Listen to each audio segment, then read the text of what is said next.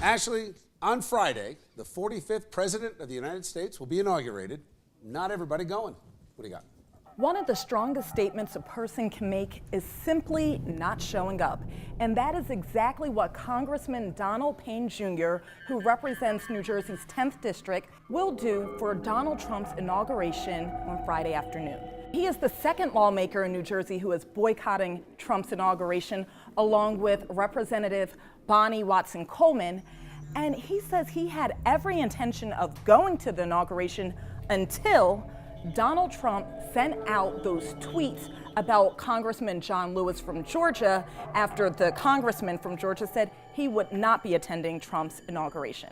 Mr. Trump's response to John Lewis was the typical, stereotypical, bigoted reply.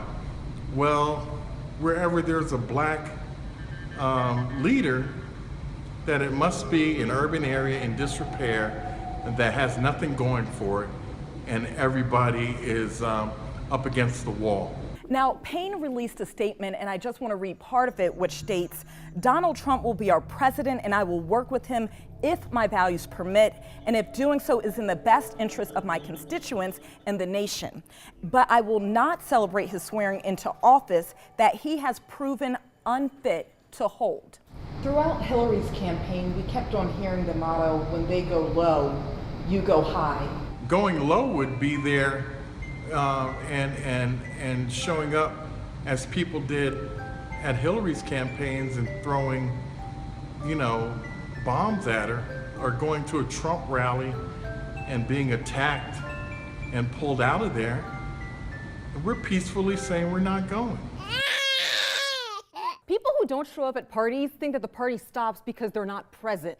Inauguration is still going to be a party. It's still going to happen. He's still going to be president. So what if these two politicians aren't going to be there? I don't think this is a place to boycott and not show up. I think that you show up, you transfer power, you deal with it later. Well, Cory Booker said that, so, and I'm very hard on the senator because you know what, I'm a little harsh with the guy, but I got to give him credit because he is acting like the adult in the room, and he said as much. This is a peaceful transition of power. I think it's disappointing because it seems childish to the point of when you lose a battle, like when the hockey teams, right? Yeah. After the game is over, this is like refusing to shake hands at the hockky game. Brian, what do you think? I think this is a case where both sides are wrong. Surprise, surprise. But you gotta look at what Trump said about Lewis. I mean, this is a civil rights icon for him to put him down in that way. But at the same time, I think the inauguration is more about the process and our history in this country than about the person who's being inaugurated. Well, remember, Lewis also boycotted George Bush's inauguration, too. So it's not the first time he's done this. What I find interesting is that